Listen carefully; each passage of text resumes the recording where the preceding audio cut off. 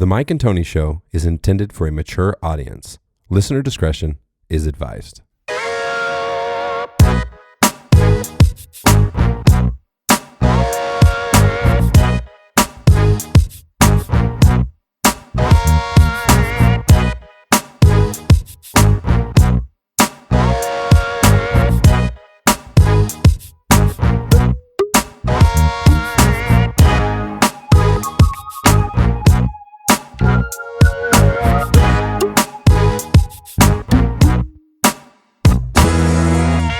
Oh, Mike Pierce, we're back in the studio. I'm back from Hawaii. It's 2 weeks. Yeah, he was gone for 2 weeks. He's out there just living in life. 2 weeks, no podcast. Sorry, guys.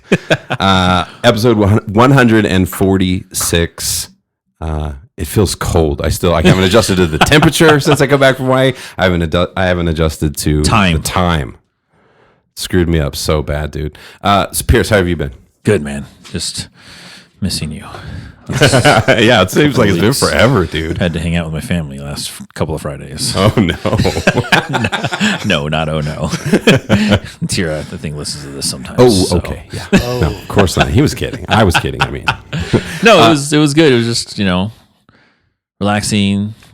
The weather's been jacking up around here lately. It was like random. 60 degrees, and then the next day it was 28 and snowing, and now it's back to 50 again, and it's just Colorado, right? It's wild, bro. It's wild. We have a guest on. I have not seen you in years. It's been so. I don't even remember last time I saw you. I guess CSU Global. Well, your last day at CSU Global was the last time I saw you. Really? Yes. So you remember me clicking my heels on the way out the door? Oh yeah, you were checked out. You're done. You were just getting those last paychecks, and I'm like, you're out. Yep. I was on my way. The great Dan. I'm pretty sure I've always said your name right. Yeah. Dan Leahy. Leahy. Yep, okay. Yep. Cool, man. So what's been good? So that would have been when I left CSU Global. What the hell year was that? Really bad with dates. So. Same. That was a long time ago. CSU Global. It's probably 2015. It's probably 10 years ago, almost. Yeah, 8 years ago. Yeah. Okay. Yeah. Or was it 2014? No, actually, it was longer than that. Yeah, I think it's 11 years ago, dollar. Yeah. Wow. Nuts. What am I doing? Did I leave? So I left CSU Global around the same time we started the podcast. Yes. Unbelievable. Yep. But it was at the podcast. It was at CSU Global that we started. Yeah, we started. Yes. I remember walking over to your cube that day. I'm like, bro, do you want to do a podcast? You do a podcast? About what? I don't know. Listen to Joe Rogan. Check it out. Something. So this is the way it replays in my mind. That's a long time ago, right? Mm-hmm. So I was a stay-at-home dad just like you were. Yes. Right? You stayed home with the kids. Yes. And that's what your decision was. That's what you were just really weighted with that. I remember that. I remember sitting in the cube. I remember looking over at you. You're sitting there and you're just like, this is not for me. I'm out of here, man. And I was like, that's awesome. And you're like, I'm going to be a stay-at-home dad. And, and I think you even at that time said, I want to be a teacher. But I don't know if I just made that up. Musician. It was musician. Yeah. Okay. Mm-hmm. Okay. See, things get made up in your mind after. Yeah, for sure, bro. In my memory, you were like 6'9". Yeah. You're very tall, but not 6'9". Yeah, it's weird how the memory plays tricks on you like that. But no, yeah, so I did that, and I did that for, it was a little over 2 years. It was 2.25, 2.5 years, something like that. And then what happened? And then I was like, nah, I need to go back to work. Yeah. Music isn't really doing much. Kids are getting older. So I went back to RIMCAD. Yep. Was the first place I went back. Yeah. What's that? Rocky Mountain College of Art and Design. Oh, okay. Yep. Cool. Yeah, it's out in Lakewood, like Colfax and Pierce. Colfax. Oh, yeah, of course. The other spelling Pierce. The way everyone tries to spell your last name. Yeah. Pearce? That's mine, yeah. Oh, but people go the other way. Yeah. Gotcha. Yeah. Well, anyways, you helped me make my decision to do that. It was one of the factors. Really? I had a ton of factors. And so it's just funny, your impact that you had on me helped like really shape my next step. It was like awesome. Yeah, I saw you do it and I'm like, well, I'm at the second kid now with daycare. So at this point, we're making what? 45,000, 42,000, whatever. And so we're having to do 2 kids in daycare under the age of 5 or something. Yeah. So it's offsetting the cost. Yeah. And honestly, I was just working to pay for that. So, yeah. that's when we were like, no, this is enough. You know, I'd rather raise my kid than some babysitter, which were great. We had great babysitters, but I just that you really, I guess, just like I guess you implanted that thought in our head in our conversation. My wife, it's great. Let's go. You get credit for that. I've always carried that with me, and so I'm just happy to hear you say that it played out that way. You were going through that, and that's what I mean. I vividly remember it. It was some of the best times, man. I remember playing shows like at my kids' school. Like they would have me come in and I would like play for all the, the little elementary kids and stuff. It was an amazing time. It was really good. Story time, going to the library. Yeah. This meeting is being, okay. Sorry. I was looking at my camera and I thought it said the meeting was over. I was like, oh no, technical issues, bro. So that went for everything one thing led to another. But when I went back to Ramcad, doing financial aid, that's when I was like, I really can't do this anymore. Like I can't believe I'm doing the same job again. Well, to get back in the workforce, that's what you got. You had to use your experience to do that. Yeah, and exactly. Because of the podcast is how he changed his life again. How's that? Because we had a guest on our show. My friend from middle school came on, and that got Dollar to start thinking about teaching because his wife was a principal, and they would talk, and they came on the show together, and they were talking about teaching and this and that. And Tony was like, "I think I want to be a teacher, man." And then Staff Sergeant Lacey McDonald. He basically spends his life like volunteering for schools and stuff. His wife's a principal at the middle school that I work at. And he was here on the podcast and we were talking about stuff. And it was so funny because he actually got a phone call and had to leave. And so we just kind of kept going without him. We had to step out. He had to call his brother. I remember his brother locked himself out of his house or something like that. And when he walked out, that's when I looked at Mike and I was like, bro, I don't know. I might just put the guitar down. Because I'd been putting off going back to school forever. I didn't finish my bachelor's degree. I started off really strong and then it became like more and more fun. And then pretty soon it was like, just whatever. And so then I had like 3,000 different majors, never finished. And then it starts getting comfortable. You get older, your kids are getting older. And the thought of like actually going back and having to write papers and do all that again. It's a lot of effort. But my will to get out of what I was doing and do something that actually would have mattered just pushed it. And so it was like 4 years of damn near hell, bro. Because I was working while I finished my bachelor's. Then I was teaching while I finished my teaching certificate. You have to do. And then I did a master's for about a year and a half after that. So it was like just years of full-time work and school. And in what school was that? Where'd you go? I work at Lake Middle School in Lakewood. In what school did you get your degree from?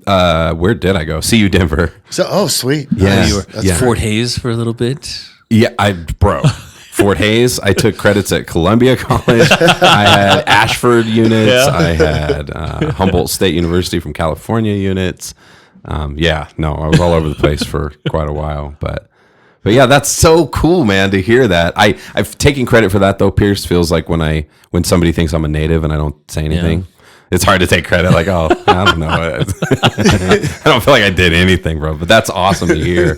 And so you felt really good about that too. It was a good. Oh, it was excellent. Great decision. 6 years. I went. And hell yeah.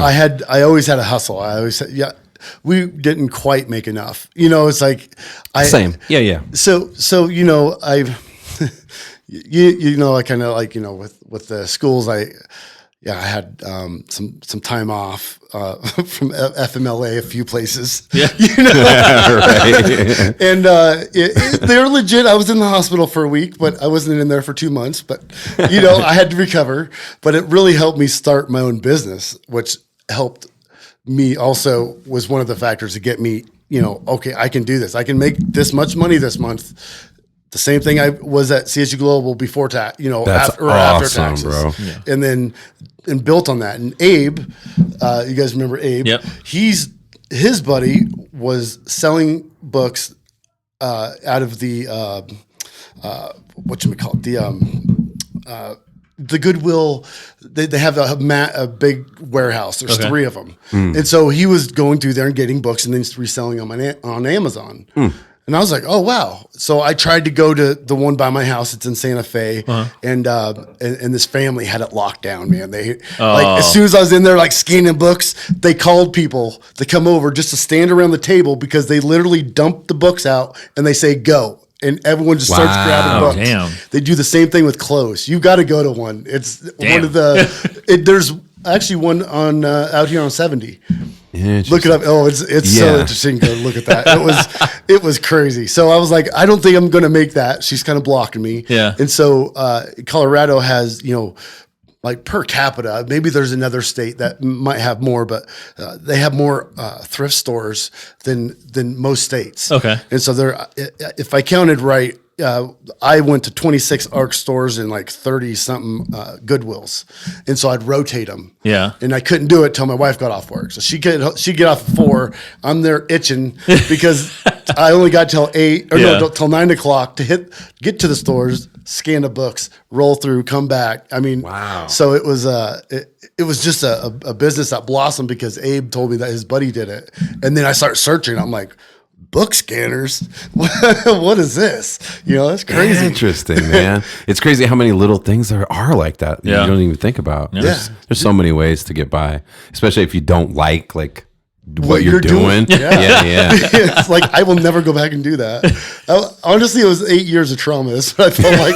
I'm sorry. The feeling is which is funny. You love it, Pierce. You love financial aid. Yeah, I'm a government employee. Well, I love financial aid. I don't like that line, having to walk that line between admissions, financial aid, and academics. Like, at what point are you pursuing or pushing them to do something that maybe isn't in their best interest right now? Maybe they need to take a semester off or something, but you need to get them graduated. You need to push them. You need to push them, call them 1,500 times, mask your number through Google. That's what we did at Fortis. We masked our number so we could get them, because if they didn't post and then the sales team doesn't get a credit. Yeah. It's almost just when the business is just so much bigger than you know what I mean? There's something else driving it and you're just sort of at the whim. But I remember you telling me way back when, Pierce, like when we first met, you're like, no, I'm going to do this forever. I like it. I was like, oh, right. You just knew. It's easy. It's easy. And now I work for the government, and I don't gotta do any of. But those. now you watch you regulate the other.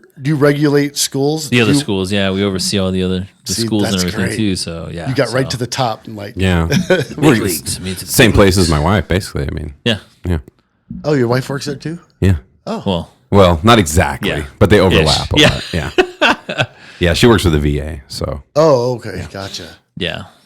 And so you regulate other schools and their financial aid and kind of monitor it. Yeah. Oh, that's great. Yeah. Oh, I'd love that. And it's so funny because like we were talking before podcast, like the reason I'm in financial aid is because of Dan. Because of you. That's Dan that's funny. gave me the recommendation.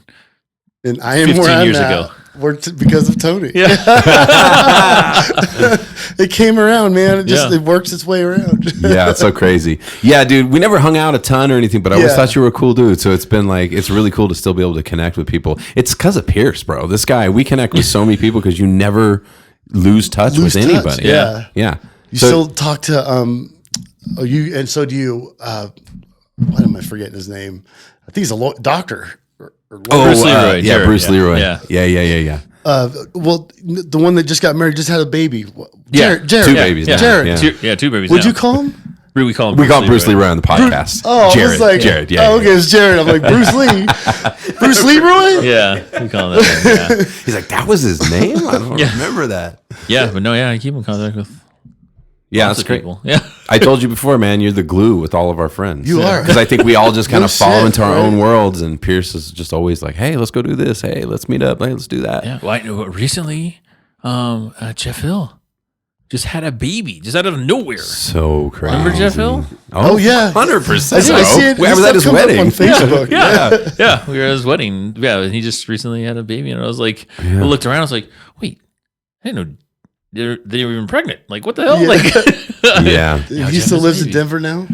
Yeah, I think so. Yeah. Oh, that's cool. Yeah, he's not a big social media guy. No. So yeah, no, the Wheel of Fortune thing is what I see. Every time I see that, I know real it's Jay him. Hizzo, yeah. And then I tell my wife the story, and she's like, "Yeah, I know." I'm like, "Well, I knew that guy. I worked with him." It was so cool to see him on that. Yeah, cool. that was definitely pretty cool, and such a good guy too. There was an old, I can't remember He was what awesome. There was a we talk about him like he's dead. I know, right? He was such We a loved you, good man. person. No, he was. He is such a good. He's a dude, fun. though. Well, you guys made work fun. That's why I think we kind of glued together because it's like what we were doing is very stressful. They put a lot of work on you. They want work, Mm-hmm. and so you kind of cling to people that help get you through that and kind of make it fun. Oh, and, yeah. I didn't enjoy what I was doing, but at least the coworkers are good. man. That's man. what really kept you there that long. Yeah. That is so important. You've said that before. Like that is so important. Is the people you work with too. Yeah, and that's funny because we were talking about that a couple podcasts ago, like working with your friends. Yeah. And like how when I was at Jones, I became the manager of the processing team, and I hired all my friends. And so that's all who worked for me was all my friends. That's like football, man. That's how they travel.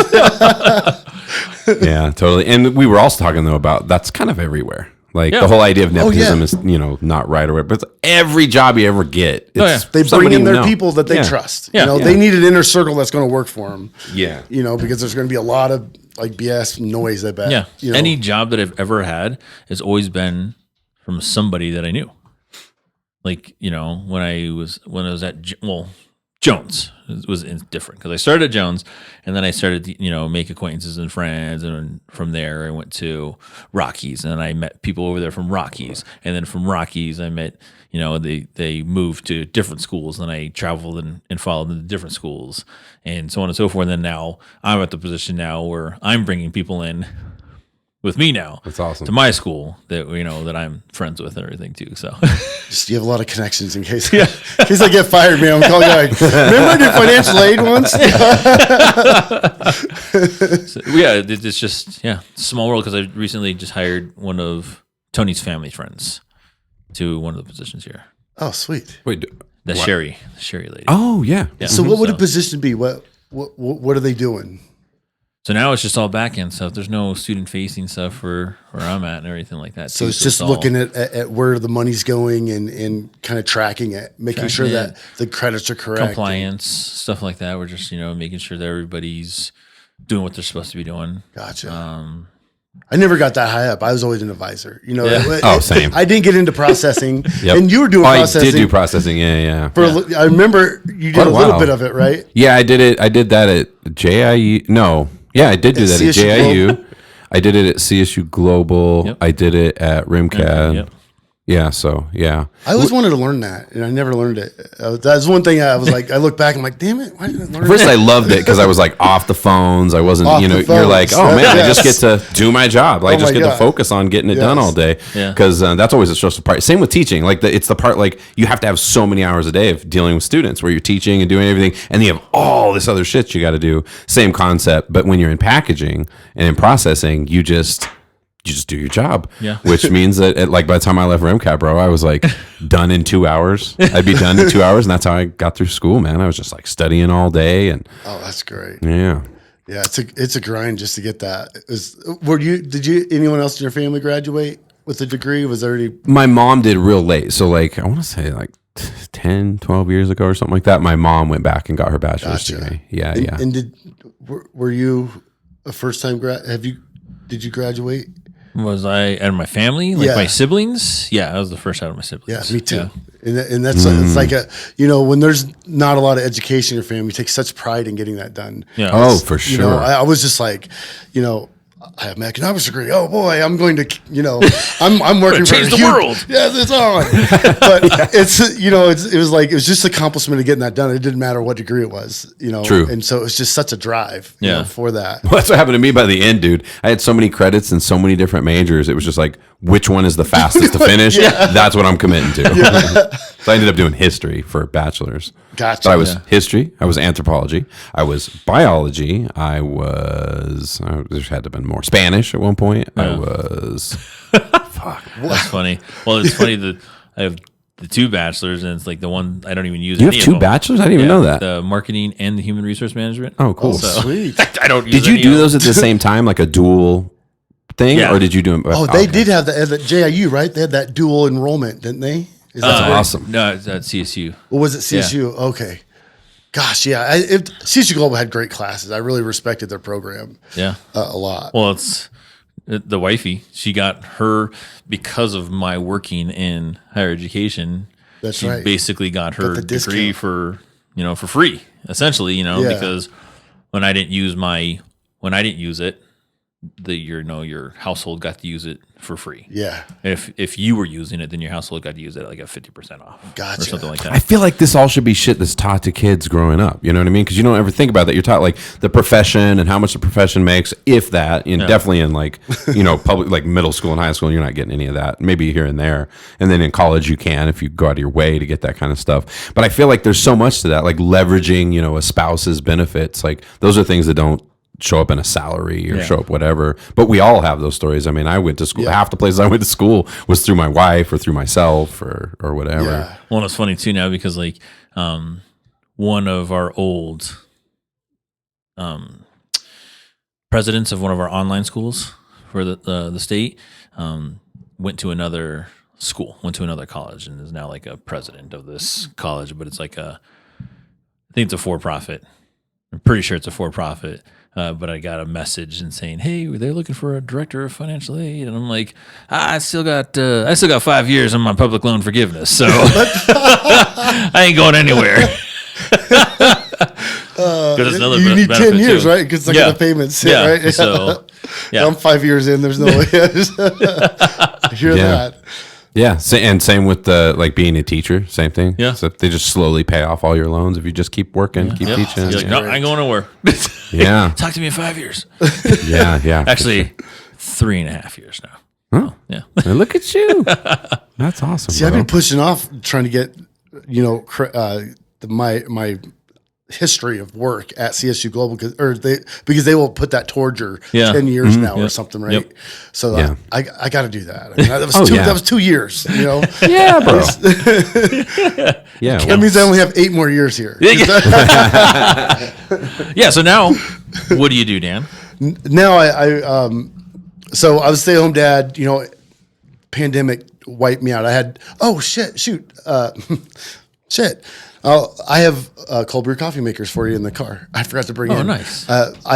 So when I was stay-at-home dad, shut your mouth. What did you just say? Cold brew coffee makers In the car? Thing. Oh yeah, For us? yeah.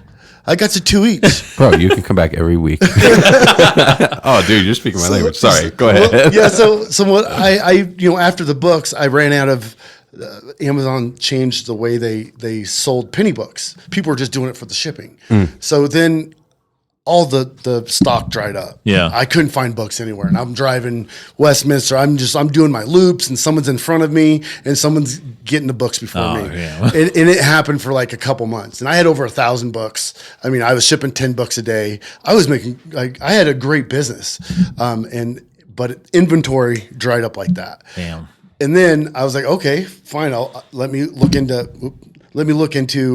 Abe again mentioned that his girlfriend at the time was doing a thing on Amazon to where you can look for products. I feel like between me and Abe, we really shaped your. I need to get you guys like a great weekend in Vail or something, man. This is like once a year trip on me. A cold brew coffee maker. Hey, I have about 200 of them.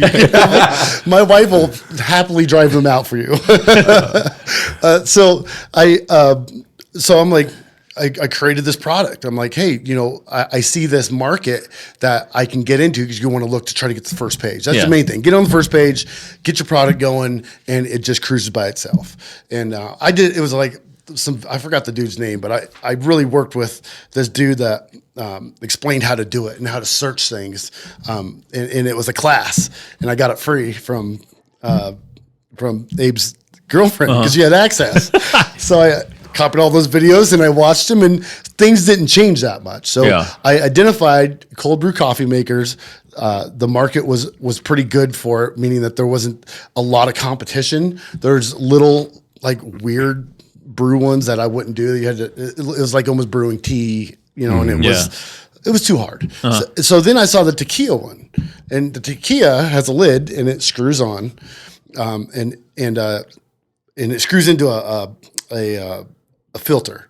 So then you fill up the water, you put medium coarse ground coffee in the filter and drop it in the water, let it set 24 hours, and it's fire. Wow. It's great. And we use it for fruit. Fruit is my favorite. I don't do the coffee, man. It makes a, I mean, if you need to wake up, just get some cold, just have some cold. Oh, yeah. You can keep it for 2 weeks in your fridge as long as you keep it sealed. And so the ones I had made, I'm like, plastic ones, those are cheesy. They sell those at Costco. Yeah. I'm going to sell glass ones. Yeah. Boom, man. People Higher loved quality, it. yeah. I mean, so I was like rolling. I mean, I got my first shipment in from China. Like I had to learn how to do graphics. I had to make a website. I mean, I had to make a fake. It wasn't fake. I had to make a business. I had to look like I was a bigger business. Yeah. Dealing with China and getting stuff made at the cheapest possible point. And I had to navigate these waters, and I just got obsessed with it. Wow. So then, I had to get it and ship it over, and getting it through customs. Yeah. I mean, my first initial investment was $5,500, and I'm like, if I lose it, I'm not gonna, it's not gonna kill me, but geez, it's gonna really hurt. Yeah. All that product, and then I'll be stuck with it probably somewhere down the road. So, but everything got through fine. I had it, inspected in China by another company that probably worked for the same company that made the damn. It was all a money grab. So by the time I got it over here, they're like $4.50, and I bought 1,000 of them. Yeah. And so everything, I'm trying to move up, and I'm having some issues, and really getting the wording down is what gets you where you're at, and keywords and stuff. The keywords in the description, and then Amazon will change the algorithm where maybe it'll look at the, the title more than it will look at this part or something. So they constantly changing things up, so you can't take over the market, or like manipulate. Yeah. So anyway, I start selling them. I'm doing great. Go on vacation in Cape Cod with my family, and I'm like, oh, dude, I'm set. And so I'm ready to make another order because I sold 600 of them. I think I was on the first page, and I was selling these things for. When I was doing them when I first started, they were $20. Yeah. So I make $15 right there because it was $4.50. If I remember, it was $4.53 a unit. That's insane. And that includes the Amazon fees and all this stuff. It came out to $4.53. I'm selling them for $20 on sale. And then the Prime deals, those are complete bullshit because I mark my product up when you first post it. You want to say it's a $55 item. Yeah. Because that sticks with the item. And so when these companies come in and they try to jack their price up during the Prime Day deals, it doesn't allow them because that's not their original price. They're going way above the original price. Gotcha. So that's why it always says, $55, you can buy it for $35. That's what my link said every day. Oh, that's dope, dude. Oh my God. Yeah. So I was getting up to like $30 a unit, and I was just like killing it. And then I got the letter. Cease selling this product and They sent in the patent for the lid to Amazon, and they were complete hands off. Amazon's like, you guys have to mitigate this yourself. They just completely shut me down. They didn't even allow me to do anything. There's like, we're not lawyers. You need to figure this out. Yeah. And so I'm like a really, tiny company. And so I found the company that did it, and I'm like pleading with them. I'm like, can I just sell the rest of the 400? Just let me sell them and I'll be done. And they're like, nope, we can't do it. Nope, can't do it. So then I had to pay for all the units to come back, to my house, to get put in my garage. But I made money on the whole deal. When it was all said and done, I had all that stock, and I made money on the whole thing. Nice. So I had my investment back. I had a little bit more. So you would have been able to make quite a bit. Oh, if I did, I would. Yeah. They didn't stop you, If it wasn't for that dang lid, because it's the lid. It screws in with the filter. You can't see it. If you go to Amazon right now, it'll say patent pending on all their listings now. Oh, dang. They didn't say that the first time. It saved me a lot of time, damn it. I searched patents. I searched it. Yeah. I did all, I'd stay up all night, and just go crazy on it. So then I looked at the next niche that I could get into, and it was baby swaddles. So then I made What's a baby swaddle again? God, it's been a long time since I had little kids. Wrap them up, man. Oh, yeah. Like the blanket, like a little cocoon or whatever. Yeah, so I went with bamboo. Silky bamboo. It feels so nice. Yeah, then you look at how it's made. You're like, children. You're like, oh my God. You're like, no. Yeah, Really? so there's two different ways. Children that are barely coming out of the swaddle are making dance swaddles. The employees actually use them. That is one of the benefits they get for working there. Yeah, so you kind of feel guilty. I'm just like, oh shit. Yeah. What are they doing? You don't know. Yeah. And honestly, I looked at making glass in the U.S. It is horrible for the environment. Glass, where they make glass, they get it so hot that the chemicals that they let out are horrible. Oh, really? Damn. Do you know China does all the manufacturing? How many glass companies are in the U.S.? It's made out of sand, right? Like small rocks or whatever. What's that? Is that what glass is actually made out of? Sand? Is that real? I don't even know if that's real. I don't know. I just know it has to do with a lot of heat, and it like puts out bad shit. I mean, you're heating up the paints and stuff like that, and they also infuse. Oh, right. The different tints and everything. Yeah. And that's why, it's like smog filled over there because they have all these plants and they're all working together, and they're all, the plant that did my cold brew coffee makers, I'm pretty sure is the same one that does it for tequila. Wow. I'm almost positive. Yeah. They had everything. Yeah. Everything. The chemical process of creating glass is undergone by heating quartz sand, also known as silica sand, which I think there's something with that, right? Yeah. Heating that up to temperatures above 3,090 degrees Fahrenheit until it melts into a clear liquid. Once the sand is in liquid form, it's cooled and undergoes a transformation that doesn't allow it to fully turn into allows it to fully turn into a solid. Then they can form it when it's that hot. They can make it the shape they need it. I never realized that. I would have thought glass, you just get it super hot, and I wouldn't have realized there's like chemicals coming off of it. But if it's silica, because it makes me wonder how much of the sand they're using is just man-made. Like they just generate it in a laboratory or whatever. Versus, I'm picturing like somebody scooping it up off of beaches. And shit. Oh yeah, we're missing sand alert goes out, big holes.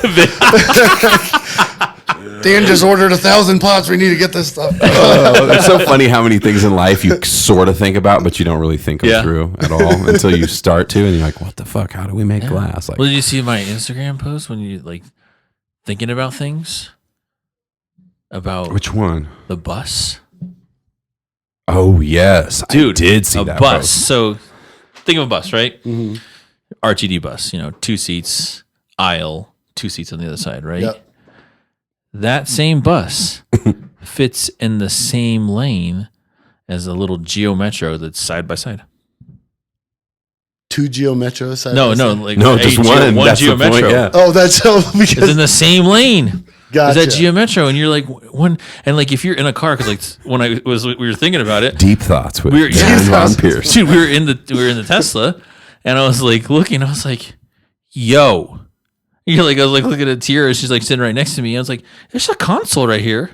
I was like, on a bus, there is a bigger aisle in the middle of us, and then 2 extra people besides us in the same lane. It's twice the people wide plus with an aisle. Yeah. And it fits in the same lane, dollar. And they drive everywhere. Would you say it's a glitch in the matrix? It's a glitch in the matrix. It's programming. There's no way it's possible. Dude, that's what me and the kids said today. We stopped by to grab some waters. Oh. We stopped by the gas station. And when we pulled in, there was this lady walking uphill backwards. It looks so trippy, bro. We all just kind of looked, and then the kids immediately were like, oh my God, it's proof. We're in the matrix. It's a glitch. What the fuck? Yeah. And then when we all stopped, we pulled in, and then I think it was Jillian pulled her phone out, and she's like, I got to record this. She holds up her phone, and the lady turns around and starts walking forward. Oh, dude. Like, it was a glitch. They don't want us to know. Yeah. Tell your kids that now about the bus. Oh, yeah. Like, Yes. God. So you should be able to stay in your lane and not get tickets because you have a lot of room. So wild, though. Yeah. That a Geo Metro is like kind of the same width or whatever. But Do somehow. they even make those anymore? Those things are No, tiny. they don't make Geos no more. Those things are scary. It's like riding a 3-wheeler. It really is. It's like if you wreck, you're fucked. Yeah, I had a terrible experience in high school where my friend Rory, she was driving a Geo Metro, and she hit a cat. and I was in the passenger seat, and she hit it with the front right tire. And those cars are so little. I mean, it was like I felt it like in the chair, bro. I'm telling you, it was traumatic. To this day, I'm traumatized. It was horrible, bro. Fucking horrible. See, at least I didn't save it for the end of the podcast. Yeah. It's like at the end of every podcast, for whatever reason, I bring up like the darkest shit imaginable. We end on like a horrible note. Anyway, tune in next week. We'll be great to talk about that dead cat that I felt under my foot and up my butt. Bro, it was so. You hear that crunch still. Oh, shut up. Yeah. Oh my God. No, it was bad. Yeah. I had that little Mazda I feel like for if a you're, while. I feel like if you're in a giant truck, big You wouldn't wheels, feel it? You wouldn't feel nothing. Crunchy. You'd be like, oh, that sucks, But I felt it in my soul, bro. I was like, oh my God. I felt like me being in the car made it worse. Well, that's what I said. I had the little Mazda for a long time when I was at Jones. I recently, no. Yeah. Remember the little Is that the two-door? one that Bruce Leroy brought up last time? Yeah. Bruce Lee. For some reason, he's getting a kick out of the Bruce Leroy thing. Oh man, I gotta hit him up on Facebook. Which is funny. Originally, he just didn't want to use his real name. Yeah. And then over time, everybody knows it's Jared. But no, it was like I had that little Mazda 323 when I started at Jones. I don't even barely remember. Yeah. You had to park it outside. Gosh, I want to say I remember that, but Yeah. And I didn't get into the inside garage until I had my Jeep then. that's right. Then I had my Jeep. Because it really was bad in snow. Yeah. Right. Or so for some reason I remember that in the parking lot outside. Yeah, I would imagine that would be great in the Yeah. snow. That's It'd be funny. a little bit rough. We were actually one of the podcasts you came up upon like in a conversation because we were talking about when I got in my motorcycle accident and I was like still like a few months later like popping like rocks out of my skin. Yeah. And I was like, dude, there was one time I was talking to Dan, remember that in the podcast? Oh, yeah. And Dan was talking to me about when he was shaving one day and he cut his lip and he found a piece of glass that came out of his face or something. It's a 3/4 inch piece of windshield. 3/4 It was inch. right here. It was huge. And it was just, it felt like a big knot, And so like it was there for probably 2 years. And then what happens is your skin pushes it out, And so I was ejected from the car. So that's why they think it's a windshield. I don't think it was because Wait, talk to me. I didn't know this. I don't remember. Was this when we knew each other? No, this Oh, okay. is a junior going to senior year. Oh, okay. Where my buddy was going like 100 and we lost control and I actually freaking got tossed and went through the windshield. Is when they had the automatic seat belts. Yeah. And I didn't have the lap belt. Oh. And then I rolled up into barbed wire. And so that's why I have Unbelievable. all scars on my face. And so really they were, I mean, it was, you can see like the barbed wire pokes over here and like all on my chin, like everything was ripped, just ripped apart from, I hit the ground and then rolled into the barbed wire because it was in a cow field. So then, and so I went through the windshield and that was in my lip. That was like the last thing they were looking at. I mean, it was just one of those things. I never went back to the doctor and I was just never bugged me. I just would never push it. But a 3/4 inch piece of glass in your upper lip never bothered you. Well, I had so much nerve damage in my okay. face That makes sense. I mean, Yeah. it would hurt sometimes, but it wouldn't. It's like I still don't have I still can't really fully, Yeah. it's still, I mean, I know it's there, but it's just not full, Yeah. feel it. So anyways, just your skin pushes that out and it was actually cutting the inside here. And so they had, my brother had it forever in a bag and he lost it because it was cool. So it was really gross. how long after was it when you found it? It was like 2 years. I'm pretty sure it was like, Unbelievable. maybe it was a year because I was maybe still in high school. That happened junior going into a senior year. I couldn't play basketball my senior year. I was a little frustrated. So it might have been a year and a half. Yeah, couldn't play basketball at 6'9". That's terrible. Damn, I'm bro. 6'12". No, 6'11". 6'12". That would be 7 foot, right? Yeah, that's when the story came up on one of those podcasts. Like I said, 'cause I remember him telling me that glass came out of his mouth accidents later, like years later. 3/4 inch, man. And so, That's there a again, fucking solid piece of glass, Pierce. you go back to looking at shattered glass and how big, those chunks are. Yeah. And so that's what it was. Is this one of those pieces of shattered chunks. But Yeah. maybe it grew. Maybe it was 2 inches. But I just remember 3/4 inch. So if my brother listens to this and says bullshit, it's a 1/4 inch. Doesn't matter, bro. If it was 1 centimeter, that's crazy. Yeah. If a half a centimeter. Well, that's the same thing with my road rash here from the motorcycle accident. Like I have no feeling. It's all nerve damage. You can pinch the shit out of my arm. I didn't know that, Pierce. You can't. They don't To feel this anything. day. It's all the nerves. Were you on Neurotins for a while? What's that? Were you on like nerve pain, Neurotins? No. Thanks, Siri. Dude, I know. All day long, man. While I'm teaching, bro, constantly. I'm teaching. All of a sudden, I look down. There's a book on it, and it's like been listening to me. It's like everything I said for the last minute and a half. I'm like, what? And all of a sudden, Dollar's like, okay, well, we'll just continue with this then. Yeah. Actually, it turns out, no, never mind. Scratch what's on the board, guys. Wikipedia said that's what happened. Oh my god! Talking about Wikipedia, you know it's funny. So, Connecticut Huskies just recently won the national championship, right? Well, Dan Hurley is the coach of the Huskies. Okay, he's the Hurley family, a long line of success and stuff like that. Anyways, I was looking at his Wikipedia. When I turned it to the Wikipedia, it was like he was Dan Hurley, coach of I had all this stuff, and it said who do they play? Oh, it said San Diego State's daddy.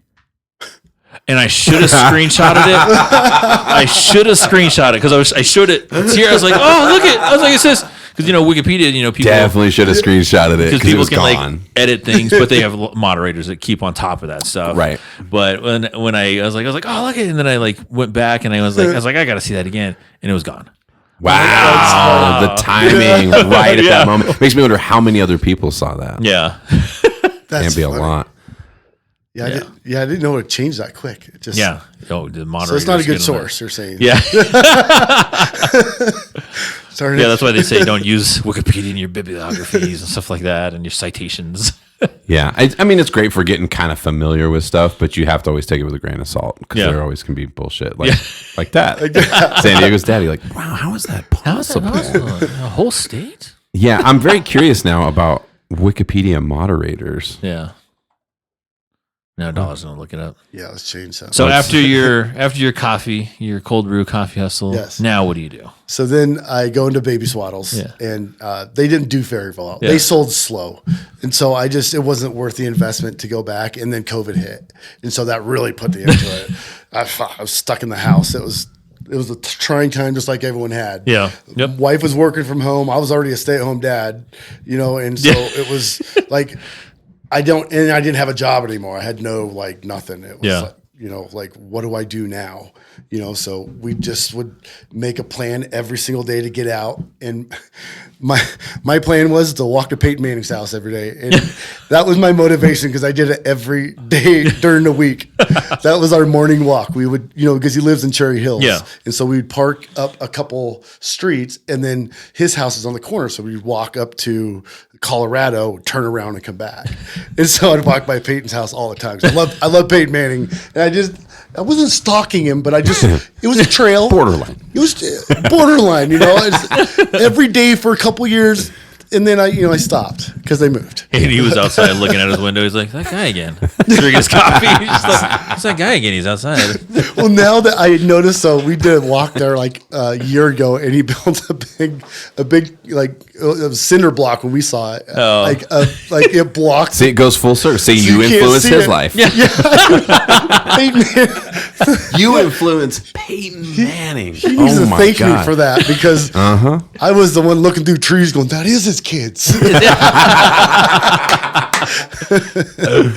Oh man. So yeah, we did. So I did that, and then we decided to sell the house because we bought the house before the boom. Yep. I think we all did that. Yeah, we all did that. Yeah, yep.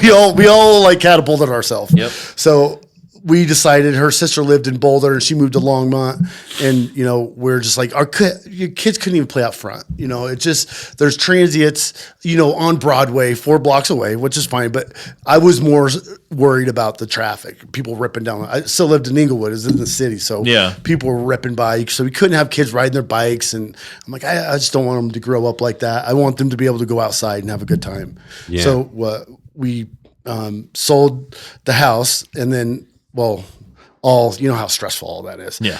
We got the house in Longmont, and it got really lucky, you know. It was a rental, and they were getting a divorce, and they just wanted out. I came in $9,000 under, and they accepted the offer. When it was all that, you know, that bidding back and forth and all this stuff, I was like shocked. I was like, "Are you kidding me?" You're like, we just went out. I was like, "Oh, okay." So I just hit it the right time. It just happened because you walk in and something was vibrating in the house, blah blah blah blah blah blah blah, and I was like, "What the hell is that?" And I couldn't figure it out, you know? And so obviously the people that were living there that were renting turned on the AC, and the fan in there was bent. So when you had the AC on, the pipes were hitting. And it shook the whole house. And so that was deterring people. And I'm like, I don't care. I'll cut the pipe out. They'll put a new one in there. And so they didn't come down anymore, but they didn't, you know, they saved that 9,000. So we got really, really lucky. I mean, we live northeast Longmont on a golf course. Like our backyard is the 13th or 12th tee off. That's cool, dude. And we're lucky because if we were further down, like they have bulletproof windows in some of the houses because the entire golf course is it's in a residential. I don't know if do you guys golf? Yeah. So look at Ute Creek. The entire thing is in a residential neighborhood. Yep. And it's like people go out there, they're by 12, I think it's the 12th hole. You think I'd know this by now. But the rock points the other way, so I don't see it. Yeah. But by the 11th, 12th hole, people are feeling pretty good, and they start hitting from the professional tee, and they're just like shanking them, hitting from the blacks. Yeah. And you just hear floor, and I'm like, oh God, they're gonna kill somebody. But so we got really lucky with that. It's not a lot of privacy. Yeah. You know, it's a small neighborhood, but it's a beautiful neighborhood, and all the kids in the neighborhood, they're all different ages, and they run up and down the street. It's just what I wanted, you know. That's amazing. And I was very blessed to get that house, and I'm very, very thankful because it was so many no's, you know, until that one, you're just like shocked. Yeah. And I was using Trelora, so I was doing most of the work. Oh, yeah. You know, because I'm like, I'm so tight. I'm so cheap. I'm like, that's I can awesome. save like 10 grand, man. I'll do all the research. You know, I'd research the people and like get in their backgrounds and like know that's how I knew they're going through a divorce. I mean, it's a dirty game. You got to get in there. And if the realtor's not going to do it, you got to do it yourself. So. Yeah. Yeah. So I sold the house through Trelora and I bought that house through Trelora. Wow. I did it. It was like they brought a stager in one day. I mean, it's just a bunch of bullshit. Yeah. It's they just want to flip that thing as quick as they can. Yep. And I said when they came in, I'm like, I want this listed at $449, not $439, $10,000 more. And they're like, oh, I don't know. I don't think that's going to work. I should have did that for like $570. Yeah. you know, and just then went down. Yeah. So that was frustrating. But so anyway, so in the end of that, you know, everyone's starting to go back to work, and I just started thinking, I love football. Yeah. You know, I really do. I love sports. I love football. My dad always calls me Action Jackson because I just like to be in the mix of shit. Yeah. And so then I started looking in my background. I pulled cable for 6 years when Nextel blew up with Direct Connect. Oh, remember that? Yep. So they would fly me somewhere, and literally I'd get an apartment, a rental car, and I'd be there for 3 months, do a job. They'd fly me somewhere else, and I did that for 6 years. Wow, that's pretty cool. Actually, was that fun? It was great. I loved it. Oh, I mean, I partied my ass off. That's all we would do. How old were you when you did this? I turned 21 on the road in Virginia. Holy shit! Yep, there you go. And it was just great. But so then, you know, I got in another car accident, the car accident that you guys are like familiar with. So that took away my ability to get up and down the ladder. And it's when I decided to go back to school. Didn't have any high school diploma. I didn't even graduate high school. So I had to start like at the bottom. Yeah. And then work through this community college in Long Island, and then went up to Albany. And then, so anyways, that just kind of like leads me into, I guess, like how I got where. So I said that because I lost my train of thought there. That's okay. We do it all the time. Yeah. It's part of the show. So I had the telecommunications background. So I'm like, you know, pulling cable, I still can't do. I could become a project manager probably, but I'm like, I started looking up IT certifications and like what I could get and what kind of jobs and looked at the market because that's really what there's a lot of jobs with. So I got the A+, which was 2 tests, and the Network Plus, and self-taught myself everything. That's cool. Yeah. And I, failed two times I failed, and they're like $200-$300 tests. And so you don't want to fail a lot. but I passed them both, and I knew that stuff inside and out. And then I get a paid internship. I'm 45. I get a paid internship to the city of Louisville, and I'm like, whatever, I'm new to the industry. I got to do my time. Yep. And they're really reluctant. They're very was scared about any kind of it's all about access with IT. Oh, how much access do you have? And they wouldn't give me shit. But I started the weekend after the fires. Oh, So it was like intense. I was like, I was handing out water and, all this stuff.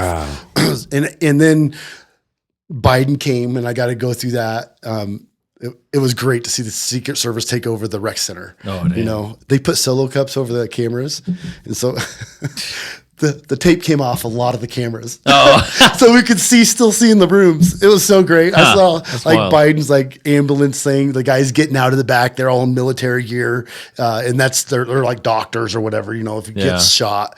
And it was just crazy to see how they moved around, because they say they don't like to go to Boulder because they're limited on which way they can go. So the president does not like to go. They do not like to go to that area. Interesting. And I didn't know that till I was working at the city of Louisville. So I did that, and working in the basement. I'm like, all right, I'm learning. I didn't know anything. I didn't know shit. I didn't know how to change the display on the screen.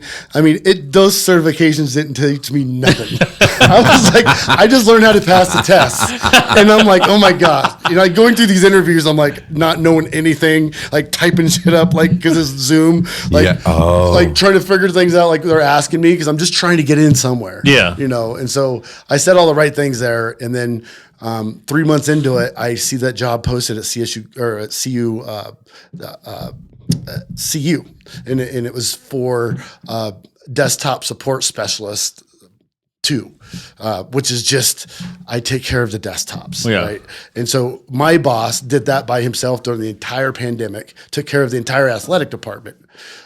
So to say he was like, I can't keep up with this that long, and he was able to get me hired after I interviewed. I interviewed to see you at the OIT. It's called. Oh shit! I kind of work for OIT.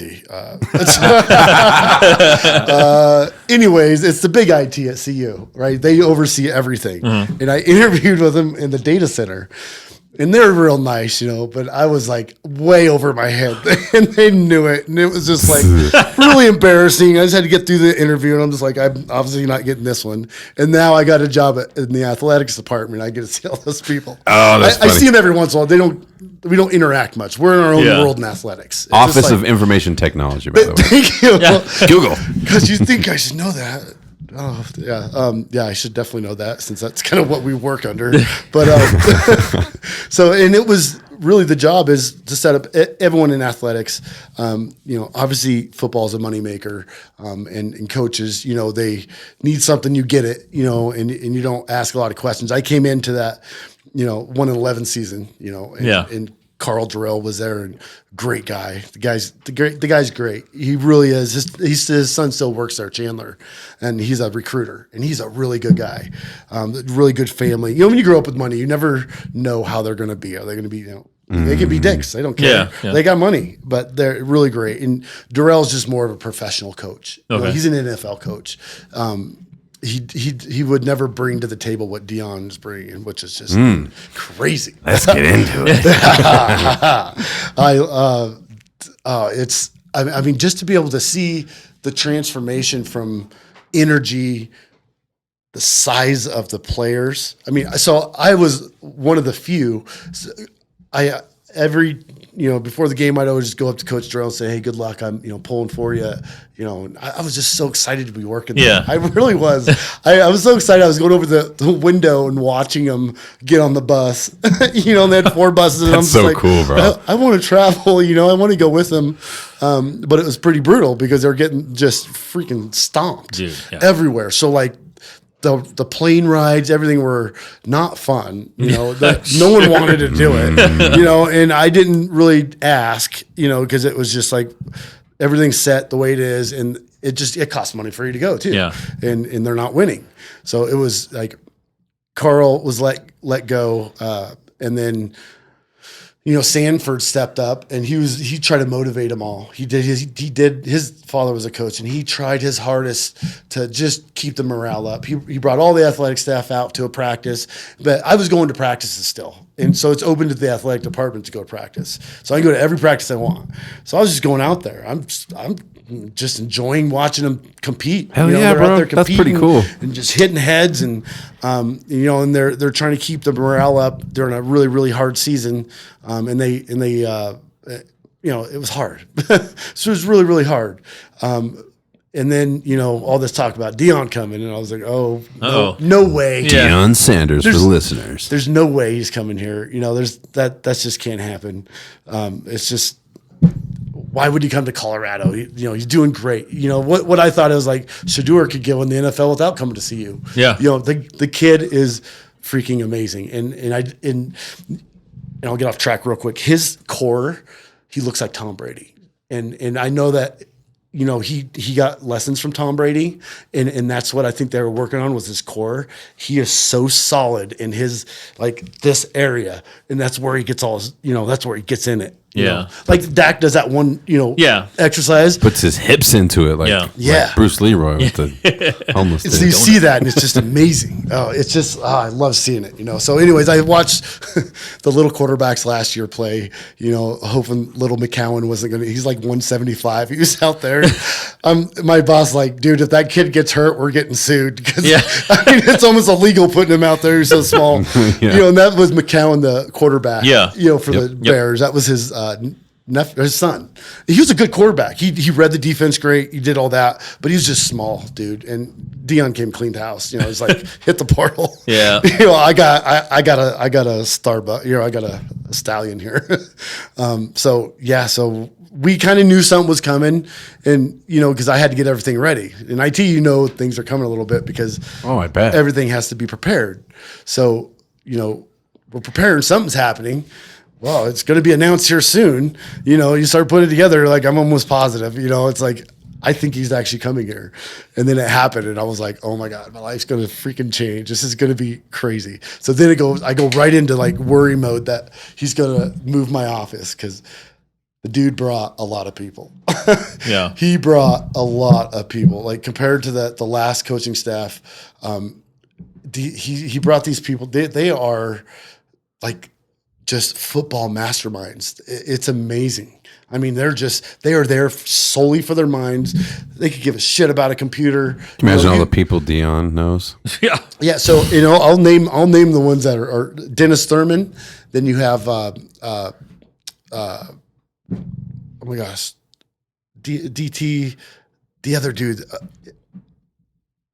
I just know he's never logged in because his thing is, death. That's his acronym to log in. I'll think of his name anyways. They're there just for their minds, and it's just so crazy. So they came in, and then they brought the first. I knew they're coming because there was 11. We put out 11 computers. Coaches getting computers and everything. So then they came in, and I think they came in a group at first, and they slowly trickled in.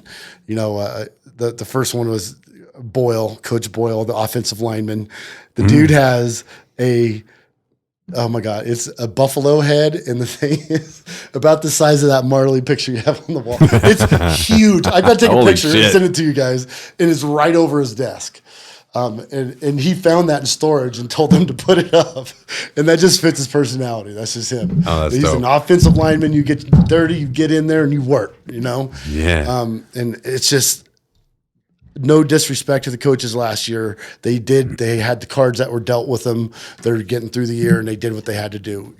They had one win, and I celebrated like it was 1999, man. I took a picture. I got a picture of Rick George and me on the field, and it's like they're 1-8, and I'm like, yeah. I'm so dude, excited. when you can't get a victory, that is a huge feeling. And so they rush the field, and they get fined every time they do that. So every time you get what was it? I think it's like $250 $250,000 is what they pay if they rush the field. And I forgot where it was at, but they're doing it in like in single file order or something like that. And they're like, that's what we're going to pay for, rush the field. But yeah, you look up the fines. I think it's $250, the NCAA regulations with that. If I'm right from what I heard. I'm getting off on tangents. But anyway. It's a small world. Is that the house that I'm living in now? Because we've been in this house for going on 3 years now. But the house that I'm living in now, the people that used to live there are the parents of the former tight end that got hurt last season. Brady Russell? Yeah. Oh, dude, he's a stud, man. So, yeah. He is a good guy. And I was at the UCLA game when he got hurt the last time. I know. I was disappointed you didn't tell me because I had tickets. And you literally were sitting above me. I was standing right below you the whole time. Wow. I didn't even know you guys were there. Funny, I was dude. like, darn it, because I couldn't give my tickets away, dude. I tried. No one would take them. Those fines, Tennessee got fined $100,000. Oh, so it's $100,000. Was that Tennessee? Oh, that's what I saw it on for them coming onto the court, right? Yeah, it's the same thing, same policy. Gotcha. Same yeah, SEC so that's policy. what my boss told me. Is like every time they do that, it costs the school money. That's wild. That is so much money. Yeah. Holy shit. Yeah, and so they're going to storm the field quite a bit if they win this year. Yeah. But yeah, it's gonna be a crazy ride. I mean, I thought for a while, and I mean it could still happen. They moved us all down a room, and I thought for sure I was getting kicked off because I mean with celebrities you have their inner circle. Yeah. And it's all about trust, Yep. and they don't want to use anyone outside. They don't want to use someone that's already in place. So they bring in the people that they can trust, and it's a safe place for them. So I just kind of expect to get moved. I'm like, it's going to happen. We moved down one. My boss took my office. I have the workroom, and that was the best move of my life because I learned so much more sitting in that room. But they don't move me, and now the coaches are, they depend on me to get things to work. I jump up and I'm there for them, and that's for any coach. Any coach in athletics, or any staffer. There's 450 different kind of stations that we run, and all athletics. So it's just a lot of focus on football right now because of what's going on, and that excitement and how much money they're getting in. That game. Shit, I'm excited, bro. Yeah, no. Well, that game they sold out. They never even sold tickets to that game before ever. Yeah. And they sold 30,000 tickets. Was it 40,000? Oh no. So they're sold out. Yep. Yeah, it's crazy. So So I'm slowly getting into, because they're starting to trust me more, knowing that I have kind of pure intentions. I'm excited to be there. I love my job. I love my job before you got here. I'm not doing this just to try to impress you or anything. This is who I am because this is a dream for me to be able to work on a college football floor, a Division I school. Yep. And Hell yeah, see, bro. you see your drama, you see your office, not office drama, but you see like what's going around the building, on the news. And you're just kind of like, it's weird, it's so hard to disconnect. You're living hard knocks. Yeah. Basically living hard knocks. Yep. And Damn. so the hardest thing for me is just to disconnect and not, because I can't wait to get back to work. I mean, I'll sit there all day, man. I don't care. I've seen so many players, all retired that I'm just like, they just walk by my door, and I'm just like, hello, hey, like Nate Newton. You guys ever heard of him? Oh, yeah. Okay. So Nate Newton, I'm sitting at my desk and he gets off the elevator and he goes, "Where's my dogs at? Where's my dogs at?" And then I give him a big old bark. And he came up and he loved that. He was like, "How you doing?" I'm like, "Yeah, good morning," and I had no clue who he was, and so then he was walking around and he kept saying it, "Where's my dogs at?" And he was calling for Deion. Yeah. And so then him and Deion it's a video on there. You could see all that. But that was his walk in, because you get off the elevator and you walk by my office, my bosses, and then Coach Hagan, which is a legend at Colorado. And his office is there. So I get to sit by one of the coaches, what I'm very, very excited about, because That's cool. I don't know if you know who Coach Hagan is or know what he did, but he took him to the national championship. Yeah. Yep. And Which is why he's sort of the legend. Legend. Yeah. And he's the only one they kept on staff. I mean, he is Colorado football, and he is the nicest guy. I really enjoy just talking to him and listening to him talk to students. Because, he coached Philip Lindsay. Philip Lindsay was in the office down the hall last week. And I was just like, I know that's Philip Lindsay. And he was there for pro day. And I was standing behind him. And his hair's cut. So I was like, I think that's him. And then I saw her, like our marketing person or whatever. And she was there. So then I was like, okay, that's got to be Philip Lindsay. And he's like, I told him, like, I went to Broncos training camp and he didn't sign my jersey twice. I had my son on my shoulders. He's like, all right, we'll get that jersey signed for you because Philip's going to be at the they're having another pro day for signatures and then for the spring game. That's cool. Him and the Vlinsky Chenault. That's what Coach Hagan's really dealing with is, getting those, professional players to come back for the game and dealing with the community and stuff, which is great because he is the face of the university, if you ask me. Yep. I mean, he's dedicated his life. And did you ever see, so there's a video out there, you got to look it up, how Rick George went to recruit him with the coach. He's from South Central LA. He was Rick George and the coach at the time, McIntyre or whatever, got dropped off like blocks from his house. And there's literally a drive-by shooting in front of them. Oh, gee. And they had to run and they're like ducking and doing everything else. But obviously they tell the story much better. But look up like Hagan and Rick George. It's a great story. And he goes and introduces family and shows where he's from. But I mean, I was like, damn, that's some old school shit. That's like 85. You know? Then he's down there and then it's the middle of the day too. So it was. So it's pretty cool to get to meet all these different coaches. I feel like he reminds me of like Forrest Gump and like how many different things you've done and like all the different stuff. Who knows where it's going to lead, bro? Yeah, like that's the thing. It's like working with Deion Sanders. If I can show my worth and stick around for a couple years, it's going to do just amazing. Just be you, love your job, work hard. That's all. Yeah. So I told him, I go, I love my job. Call me if you have questions. I'm like, look at this. Oh, it's Sunday. Okay, let's go Monday. I'm ready, man. Who am I going to see this time? That's so cool to love your job like that. That's bro. cool. I wonder That's how many other like Cowboy or Niners people are going to show up too. Because I saw Nate Newton was with him in the Cowboys. I saw Merck. The chicken Merc, oh, the really? chicken dance. Yeah. So he's the head of the Pac-12 something. He does the Pac-12. He's one of the big guys up there. And so he came, and you remember he had a real long neck. Yep. It was called the chicken dance. Oh, it's so funny. But he came. Siri dropping in on this podcast again. So I got to see him, and then they have like that show too, Crowder and Fred Taylor.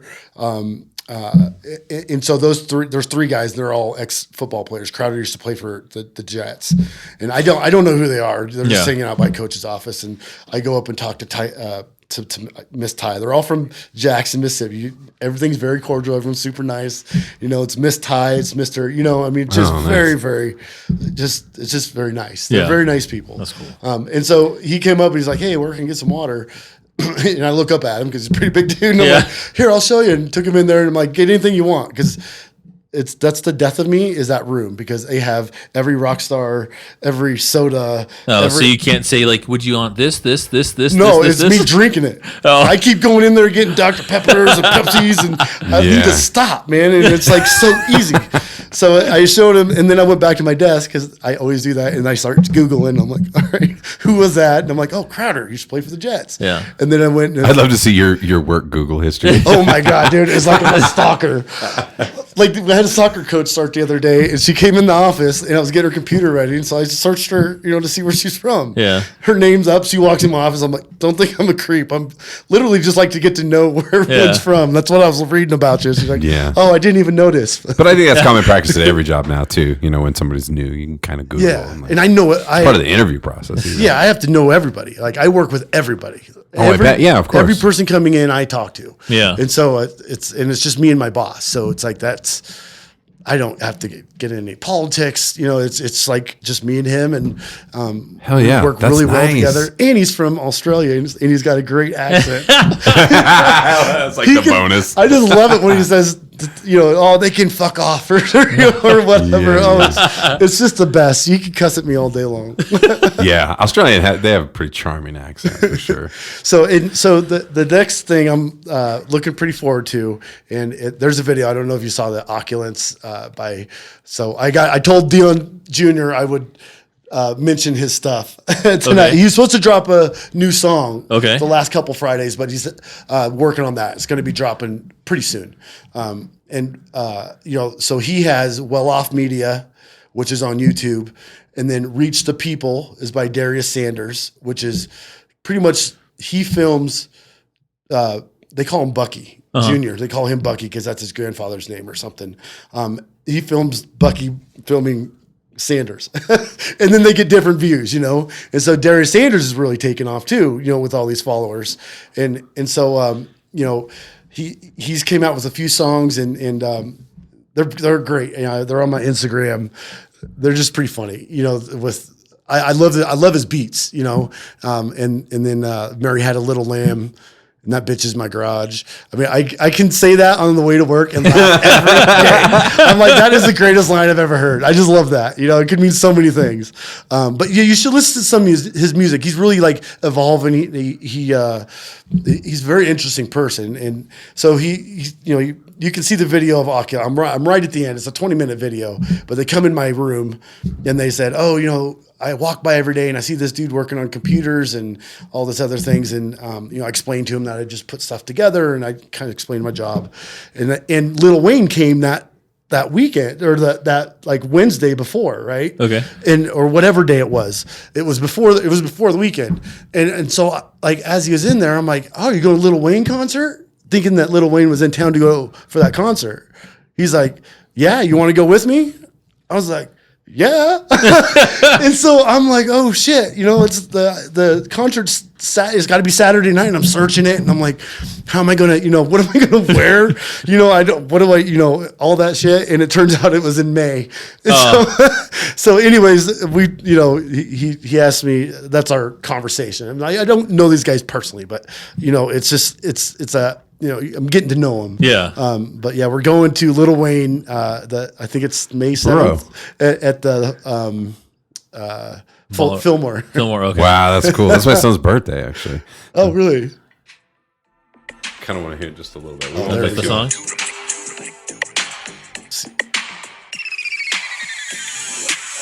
Oh, this is Mary Had a Little Lamb. This is it? Oh, no, this is another one. So he has a good one. I like Candy too. He's got a lot of songs out there, but the ones with the black background is like his newest ones. Just throw them on your mix because for sure. I've always been into hip hop. I just always have been. I just love beats, and so now I'm at work and I can like rock the music I like. It's I can play Snoop Dogg now, and it's like that's just the way it is. That's what's on the floor. People are just hanging out, and like it's just awesome. So I can kind of be myself. Yeah, bro. Damn, it's so cool to hear. That's inspiring to hear. Like when somebody really loves their job like that. Like you say, I kind of relate. Like on Sundays when you're looking forward to Monday and like getting to go in, seeing how those kids react to what your thought. Like do you think having like jobs you didn't like doing makes that even sweeter? Oh, absolutely. Like that 8 years of doing education, that gets me back to everything. That is like, there's no way I'll ever do that again. I was just miserable. Talk time and, oh God, I forgot about that. That's like scarred me. Smiling out. Yeah. Talk time scarred me. It does. That motivates me. I think of talk time and I'm like, no. I don't want anything to do with the phone anymore. I'm done with that phone, man. I bet, dude. We deal with emails and in person. That's the way I like it. Yep. So do you work kind of like, do you have a ton of work like all the time? Yeah. So like cool. They did bring in a lot of people. So it really put a strain on all of our equipment. And so we've had to like just make, because they use a thing called Exos to watch video. And so it's big with the memory and the graphics card for them to be able to watch video as they want it. So they'll upload the video, they'll go into Exos and each coach can have their own, the GA will go and cut it. Well, first the video guy cuts it, then the GA cuts it for the the main coach. So the main coach doesn't have to go through all the bullshit and just see what he wants. Right. And so, those computers need a little bit more oomph. So we, get the new computers, and they're coming with it. We don't have to do it anymore because we're trying to get rid of all desktops. And it's all docking stations now. That's the way to go. And so anyone now can just walk in, plug in, you log in with your credentials, everything comes up, your desktop, your favorites, all that. Yeah. And so I'm imaging computers, wiping them out, and then I sit with every employee and have them log into their Outlook and do all that. And make sure they know their way around. I just laugh because doing it with some of the coaches, look up Sal's. He's the newest coach. The guy is great. It sounds like he's from New York, but he grew up in Pittsburgh. It's Sal, Sunseri, Sunseri, and I heard he was coming because he replaced the guy that went to Minnesota Vikings, Patrick Hill, which was only with us for 3 weeks or 4 weeks, and. He's like, go get me something. My fucking computer, goddamn, my fucking computer doesn't work. Get this motherfucker to work. He's got a big old Copenhagen. Oh, he's from Alabama, yeah. Yeah, he came from Alabama, but he grew up in Pittsburgh. So these are big time coaches. Oh, he's a defensive tackle coach. Yeah. And he's just like, my goddamn computer doesn't work. Ah, fucking bullshit. And I just laugh. I just laughed at it. I was just laughing. And then from that point on, he was like, I understood him. I lived in New York way too long to let that, oh my God, it scared me. That's the way people talk in New York. Oh, so I laughed, and he's a great guy. He's really, but when he gets pissed, the dude, you don't want to piss that guy off. If you ever have a bring your friends to work day, you just let me know. Can you imagine? That would be such a cool fucking place to work, man. So I can give tours. It's just really? like when you called me, they had that week. We're going to do a tour.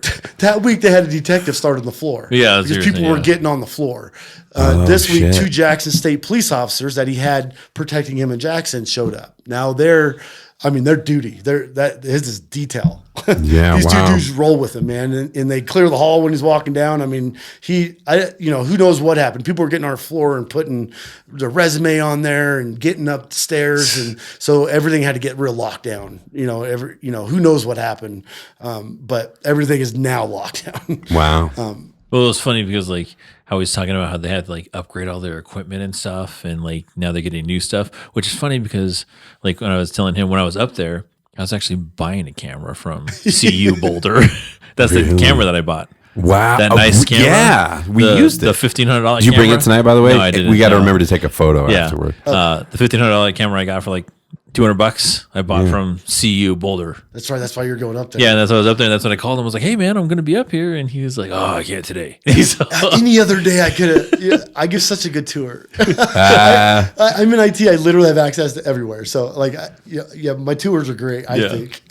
Me and my boss were comparing our tours today. I'm like, I'd like to go to Delaware and then walk over this way and then hit this up. Bro. And I try to stay. Since my office is on Coach's floor, he's a celebrity and he needs a safe space. So I don't ever want to be that person that brings someone by and, he doesn't know who they are or whatnot. Because everyone is tugging on you, man. The guy's getting pulled in everyone's direction. And I don't want to be another one of those straps. My boss is like, we fly under the radar. We do exactly what, we just do what we got to do, get it done. And don't cause them, I introduced myself and it's the only words I said to him. And, we say hi to each other now and kind of go back, but just very small talk. Yeah. But do you find where I would imagine, because I never even thought about that, how many people are involved in a college football team? Oh my gosh. Do you find that people are just generally happy in general like you are? Because can you imagine, Mike? That's your life is fucking football and so you can just dress however you do whatever you want, be however you are, Nike. Wear whatever music. You have to wear Nike. I'm like, oh no. And they give you a stipend. They give you $650 a year to spend through the Nike store, which gets you 3 pairs of socks. Yeah, no doubt. But still, I've never had a job to give me anything like that. Pierce, you? No.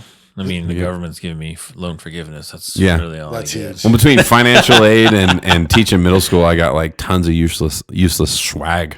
I have lots of community college swag. Yeah, bro. We have shit too. Yeah. If you want a Lamar Community College T-shirt, I got you. No, that's so crazy. We're getting kind of close to the end. So you've never been on the podcast before. No, I appreciate it. I could talk all day to you guys. Dude, I love it. No. If you've got the gift for gab, podcasting is the way to go. Yeah. But every single guest that we have, we always ask this question. Okay. You said you're 45? Just turned 46 last week. Oh, I love it. So yeah, I'm 44. I started my work. I started on my birthday. That's Oh, how much. dope. That's how excited I was about starting that job. dope. I started Yeah. on my birthday. Yeah. No, I'll work a 15-hour day. So yeah, now I'm Doesn't matter. 46. Oh, cool. So we can ask this how we originally designed the question. Yep. We've had some pretty young people on, and Yeah. it does not apply the same. But so you're trapped on a desert island for the rest of your life. Tropical island. Tropical desert. Yeah, beautiful tropical desert Yeah. island. You've got everything you need to survive the rest of your life. However, there's only one catch. You only get one album that you get to listen to For the rest of your life. for the rest of your life. I already know it. It came right to my head. Oh, I love when this happens. Kids by Mac Miller, dude. There you go, dude. I feel like we had that one. Love- No, we haven't. I don't think we have. Dude, to. I didn't know he was dead, and I got into him, and my niece called me and Really? said, Yeah. you know Mac Miller is dead. I'm like, no. Yeah. I caught him on Tiny Desk NPR, and I fell in love with him, and I was like, oh my I god. heard this is that ever- too. Yeah, it's a great. I watch it all the time because Tiny it's just, Desk, yes. I can just listen to that guy, and then then one of my coworkers heard me talking about it or listening to him because I play that same album all the time. Yep. And Kool-Aid and frozen pizza, bro. Frozen feet, yes. Kool-Aid, frozen pizza, and Nike's on my feet. Yeah.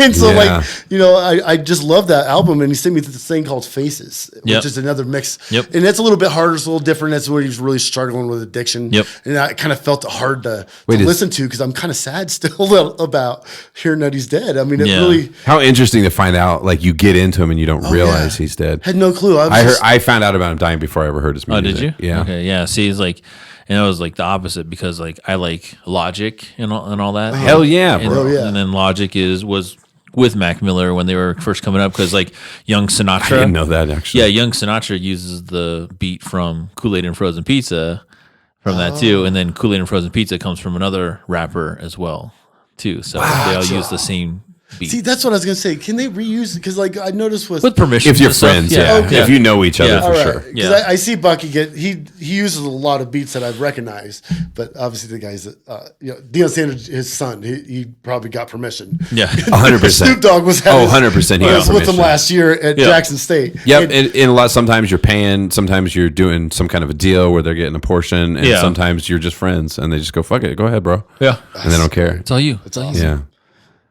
yeah, interesting. And Pierce, yours is always 1973. Yeah. Mine's Earth, Wind, and Fire. Gratitude. Earth, Wind, and Fire. Yeah. Yeah, and okay, so I've always said the same thing because I'm like you. I had a quick answer. Yeah. Same with Pierce, but I think it was 5 episodes ago or something. I said I brought John Mayer into the mix because he has a great. Yeah. I'm a big Dollar defender Bill, of yeah. John Mayer because I'm Yeah. a guitar player. Like Yeah. I have a lot of respect for the guy, but he's back off the table. Like there's no way.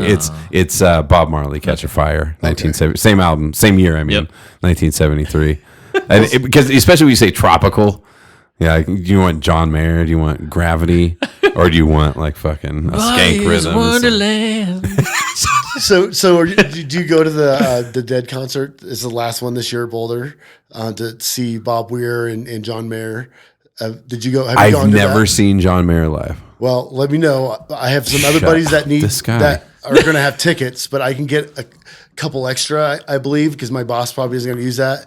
They're going to play 3 nights. I'll be working the show. Fucking hell! When is this? I think it's in June or July. I'll look it up. I'll look it up. And Dude, and I'm a teacher, so I'll be off. Fuck yes, dude! I'm gonna have a cold brew coffee that morning. yes. Yeah, don't let me forget. Those things are in my back trunk. My wife's just like, just take him a box because they're still, That's they're still in our unbelievable. basement. Oh my god, bro! Yeah. You want to go see John Mayer?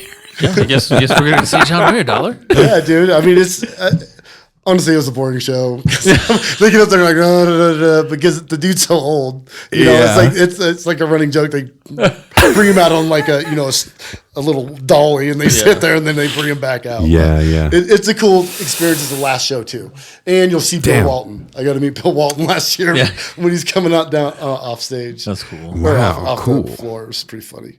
Damn, bro. And so I can if you want, we'll have the spring game, and then the coaches go out after that, and then I'm getting my hip replaced in May. The week after I go to Little Wayne. That's gonna be my last ass shaker for until I get my new hip. And then the old one's going out with a bang. Yeah, that's right. And so then I'm trying to recover as quickly as I can, and then I'm like trying every possible way to travel with the team. I'm not trying to every avenue I can. That's cool, dude. That's my goal every day. My boss knows it. Everyone in the whole building knows it. I'm just like 100% into this. It's just awesome. That's dope, dude. I had to stop watching their videos because, I was like going home and watching YouTube, watching what they're doing while I'm in my office down the hall. I'm like, okay, that's done. It's getting me a lot. Damn, that is really cool. And again, because you just seem like a jack of all trades to me, like you're just willing to go out and just learn shit, and like you have kind of an entrepreneurial mindset, I think. Yeah. Which is probably why you fucking hated working what we were doing for so long. The harder we worked, we didn't make any traction. It was the same thing every day, and they wanted more. Yeah, and it's funny, someone like you too, to hear that, like, because Pierce has always been moving up. I mean, he was literally my boss at one point and stuff, but I was always the same. It was always a packager. I did packaging, but I never was like managing anybody or like, because I was like, that was my worst nightmare. Somebody wanted to promote me. You know what? I actually almost got at one more work. At Jones. I almost took the training position. I don't know if you remember that. Yeah, I interviewed for it and just about had it and everything, and then that's Jeremy. Because he left. Yeah, and so I was gonna replace him or whatever, but I don't remember why I left. I went somewhere after that. I don't remember where I went to. That was such a unique place. No one will ever experience that again. Jones was such an icon in Denver, and a pioneer with because he brought the telecommunications here, sold that. That thing was ripped down. We will never ever see that again, and it's just such a part of history that my wife works for Colorado Rural Health, and she said that like a lot of her coworkers at least knew someone that worked there at one point in their life. Well, that's like one of the Facebook posts that I put on there, like when Glenn died. I was like, dude, I got to have lunch with him twice. Did you? Because I'd never. Well, because like remember when we had that thing, like if you were the top performer of your team. Oh, that's right. And so I got to have Thanksgiving lunch with him, and then we got to go to his house the next time. No way, you went to for the dinner? Yeah, for a dinner. So I got to have a dinner and a lunch with a billionaire. See, that's the difference between us. I was never top performer. Shit, bro. I was like, hey, I'll drive you there. Do you need a plus one? But the billionaire. But that's what I always tell everybody, like. To this day, like he was a billionaire. He was a hard worker because I'd go work out in the morning at Jones. Remember? Because they had this awesome gym. I'd go work out there in the morning. And Glenn, his car would be there when I got there. And then when I was leaving for the day, his car was still there. And it was his little Bentley. I remember that. Remember his teal Bentley that he had? His little teal Bentley? And he always has his driving gloves. Who had to go change his rim like almost every week. I don't know whoever did that because he hit shit so much. Yeah. Damn. But then the other thing is too is that at that one point in time, I had the corner office that got to see everybody that came in that over was on that corner. And I was in that corner office with Kirby. And then Joe D. They're in the office with me. I see him on Facebook a lot. Yeah. If you listen, Joe, I see your stuff all the time. But yeah, so it was like, but everyone was talking. It was like, he's like, what do you guys remember for that? And there's a lot of people like Jesse Napoleon got with, Kalani, and they were all, they found each other there. And it's like Kira and Silas, they got together there. Like all these people met each other, and Bruce Leroy, Bruce Leroy with Stephanie, yeah. So, but yeah, it was just like a bunch of people had just met other people, not like relationship wise, friendship wise, Tony and Mike, the Mike and Tony show. But yeah, it was a place where before it got all super proprietary. It was the greatest place. When they brought in, what's his name? The president guy. That guy that ran Expedia or whatever it is. It went to shit after that. Yeah, things changed a lot then. Dan, we're almost at the end. Pierce, I did want to, the one thing I wanted to bring up was, I got my cold plunge. Okay. So I've been doing it. Oh, my brother's been doing one. He lost 3 pounds in one night. Like he weighed himself. He weighed himself like in the beginning. He's like doing all this, he's a week doing it, and he said you've lost 3 pounds overnight because your body's working. My brother's a kind of a Oh, no, but that does make sense. Yeah, it does. It actually, makes studies show it increases your metabolism. There is that because your body has to work to warm back up after. Yeah, it's all that's about the whole breathing. benefit of it, I think, is It's that breathing and getting that under fucking control. A. Yeah, that is really cool. Huh. Well, Pierce. If I got one, So you I'd got- have to so you do it got in a the cold morning bucket, only, huh? though. That's cool. That's Yeah. the only thing. What? I'd have to do it every morning because I couldn't do it at night. Yeah, you don't want to do it at night. Because The research science shows. yeah. Yeah. You want to do it in the morning for sure. So that was part of my plan. Hawaii fucked up my sleep schedule. So I usually try to get up and do 4 a.m. workouts. But right before I tripped, I didn't do it. Remember, I was like, I'm not getting enough sleep. I got to start working out at night. Changed it up. Couldn't get into the night workout thing. And then we went to Hawaii. Shit, the wheels came off in Hawaii, and I worked out twice or whatever. Came back, and so I'm trying to get on a thing where I'm going to do it at 4 a.m. every single morning. But I've done a couple. You have to get it. Technically, if anything under 60 degrees has benefits. Yep. I've tried to get it really cold. I haven't even added ice, dude, and I got it down to 41. Yeah. So that That's was wild, dude. So you're just working your way down. yeah. Eventually, I want to get it. So how many minutes are you in there now? 3 minutes is all I'm doing so far. all right. Yeah. But I'm gonna work up. I'm gonna. Because they keep say going. you have to do at least 11 minutes a week. Yep. In So if order you to do get the full it, so at benefits. 3, you do it 4 days Yeah. a week. You got your 11 covered. It's your I dollar. thought I started that. My bad. I should. You thought that was your music coming out of your phone? This happens to me at work all the time. Well, another podcast down, 146. We got a ton of people coming up the rest of the month. We have sir. Strongman. We have Stan Carradine. again. We got Justin Freeman from Jaywalker. He's also a coach for bodybuilding. So we have a lot of stuff. Let's go, bro. And with I'm that ready. dollar, it is a wrap. Cheers. Cheers.